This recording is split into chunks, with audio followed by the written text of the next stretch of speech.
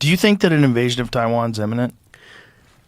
It's not imminent, but Inevitable? it's coming. So Anduril has an internal policy called China 27. The idea is that anything we're working on, anything that we're investing in, needs to be built with the assumption that sometime in 2027, China is going to move on Taiwan. And I might be wrong on this, right? It might be never.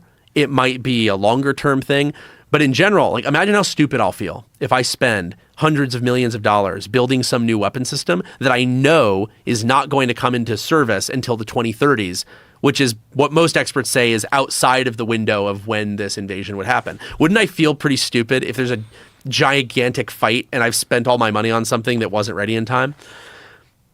I think that it is very likely that China moves on Taiwan for a variety of political reasons. So like Xi Jinping has this window politically where he can show that he's reunified China. He's got a lot of demographic problems that are going to go out of control as he waits and people age.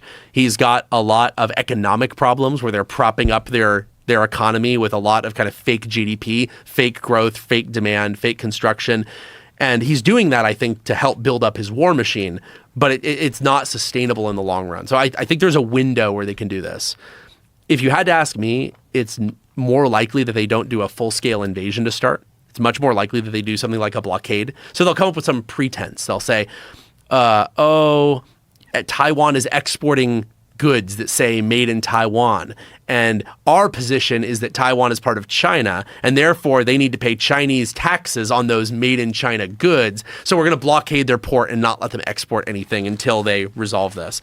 And I worry about them kind of boiling the frog. You know, they blockade one port and then two ports and then the airports. And then the people of Taiwan are running out of money, running out of food. But you've boiled the frog enough where there's never a point where Taiwan really wants to fire the first shot and actually start a war. And certainly, like, I think you and I would agree here. The U.S. probably should not start start World War III over a blockade of a port, right? Right. That's a lot Boiling the frog is a great analogy. Boiling the frog, I think, is what China will do.